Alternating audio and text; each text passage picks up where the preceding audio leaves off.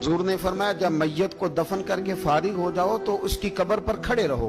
खुद हुजूर भी कब्र पर खड़े रहते दफन करने के बाद, और फरमाते इसके साबित कदम रहने की दुआ करो, इसलिए कि अब इससे सवालों जवाब होंगे, अब फरिश्ते इसकी कब्र में आएंगे, अब इससे पूछेंगे, अब इसके साथ वो इम्तिहान होगा, तो इसके लिए दुआ करो, कब्र पे खड़े होके दुआ मांगो।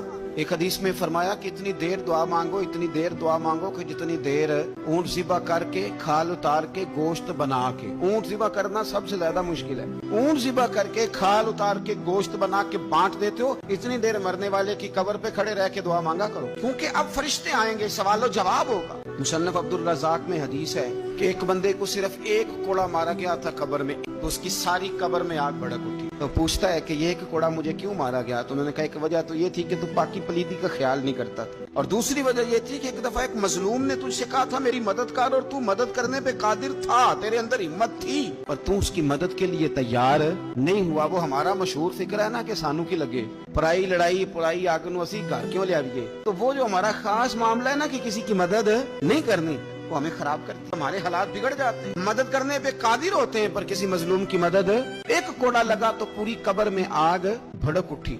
अज़ाबे कब्र से अल्लाह की पनाह मांगी जाए, डरा जाए, और आखिरत के लिए कब्र के लिए तैयार। कुरान मजीद ने कहा वैज़ल कुबूर बुस्सिरत, जब कब्रें कुरेदी जाएंगी ना, अलिमत नफ्सुम मा क़द्दमत व अख़रत, फिर हर जान जान लेगी कि उसने आगे क्या भेजा और पीछे क्या छोड़ा। मेरे अजीज, अपनी कब्र के लिए, अपनी आखिरत के लिए फिक्र करें, तैयारी करें।